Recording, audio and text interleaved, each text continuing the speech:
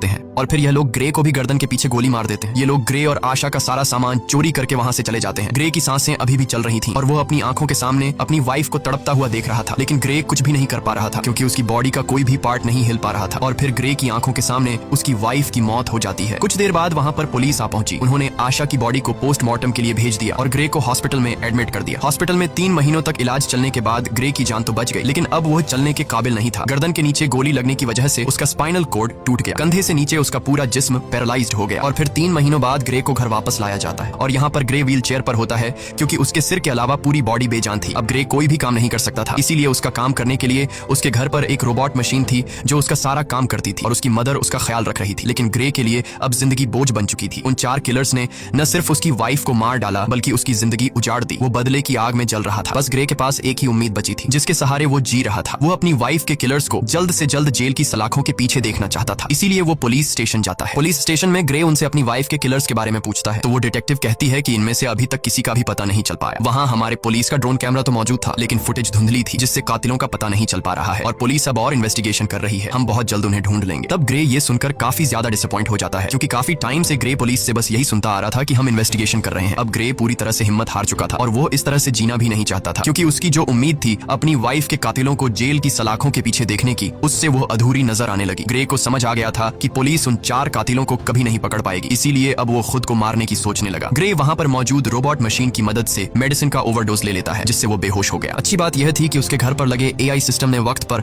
Ambulance को phone कर दिया जिससे ग्रे की जान बच गई। और यहाँ ग्रे से मिलने उसका वही रेगुलर कस्टमर एरन आता है। वो ग्रे से कहता है, मुझे तुम्हारी ये हालत देखकर बहुत बुरा लग रहा है। एरन ग्रे को दोबारा अपने पैरों पर खड़ा होकर जीने की उम्मीद देता है और कहता है, ग्रे क्या तुम्हें याद है मैंने तुम्हें एक बार एक पावरफुल एआई चिप दिखाई थी, अगर तुम उसे अपनी बॉडी के अंदर लगा दो तो तुम एक बार फिर से चलने के काबिल हो जाओगे, साथ ही साथ बहुत ज्यादा पावरफुल भी हो जाओगे। लेकिन ग्रे एरन की इस ऑफर से इनकार कर देता है। ग्रे कहता है, अब मैं ये जिंदगी नहीं जीना चाहता। तब एरन उससे कहता है, सोच लो ग्रे, ये चिप तुम्हारी वाइफ को तो जिंदा नहीं कर सकती लेकिन तुम्हें एक बार फिर जीने का मौका दे सकती है। अगर तुम्हारी वाइफ भी जिंदा होती तो वो भी यही चाहती। ये बात ग्रे के दिमाग को टच कर गई। वो सोचने लगा कि अगर मैं ठीक हो गया तो अपनी वाइफ का बदला ले सकूंगा, इसीलिए वो एरन की बात मान जाता है। अब यहाँ पर हम ये जान पाते हैं कि एरन को ग्रे से कोई हमदर्दी नहीं थी। वो बस ग्रे के पास अपने मकसद के लिए ही आया था क्योंकि वह अपनी एआई चिप को किसी की भी बॉडी में इंसर्ट करना चाहता था। वो चेक करना चाहता था कि उसका इन्वेंशन सक्सेसफुल है भी या फिर नहीं। इसीलिए एरन वह चिप ग्रे की बॉडी में डालकर सीक्रेटली एक्सपेरिमेंट करना चाहता है क्योंकि गवर्नमेंट इस तरह के एक्सपेरिमेंट्स करने की इजाजत नहीं देती। अगले सीन में हम देखते हैं कि एरन अपने घर में ग्रे की बॉडी पर एक्सपेरिमेंट कर रहा होता है। यहाँ ग्रे की स्पाइनल कॉर्ड में वो चिप इम्प्लांट की जाती है। वो चिप सीधा ग्रे के दिमाग से जुड़ गया। ऑपरेशन के कुछ घंटे बाद ग्रे को होश आता है तो डॉक्टर उसके हाथ और पांव को मूव करने की कोशिश करती है और ये चेक करती है कि क्या ग्रे अपने हाथ और पांव को अब महसूस कर पा रहा है या फिर नहीं। तब ग्रे की हालत देखकर वो लोग समझ जाते हैं कि चिप ने ग्रे की बॉडी पर असर नहीं किया। एरन बहुत ज्यादा मायूस हो जाता है क्योंकि उसके इतने सालों की मेहनत जाया हो गई थी, लेकिन तभी ग्रे अपने हाथों को मूव करने लगता है। ये देखकर वो लोग हैरान रह जाते हैं और अब ग्रे अपने दोनों हाथों को मूव कर पा रहा था और फिर देखते ही देखते